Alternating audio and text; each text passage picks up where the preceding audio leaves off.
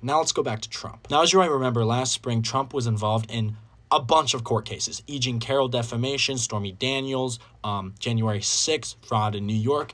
Throughout all these cases, he racked up almost $500 million in fines. But Trump's a billionaire. He could just pay that off. No, he couldn't. Trump was screwed. Because of the nature of some of his convictions, specifically fraud in New York, where he inflated the assets of his properties in order to take loans out on them, Trump did not have the cash on hand to pay those fines. All of his money is locked up in properties which have loans taken out for them, and when he tried to go get people to lend him money, they all said no. No one would lend him money, to the point where Trump was so desperate, he was tweeting on Truth Social asking Saudi oil billionaires to give him $2 billion to win the election and pay his legal fines. What were Trump's options at this point? Well, he had a bunch of properties which he could technically try to sell and generate enough cash to pay off the fines. The problem was those properties were loaned out on other assets. So it was like a house of cards that would have all collapsed, and people would have paid, the bottom dollar for those properties, knowing Trump was in a really dire situation.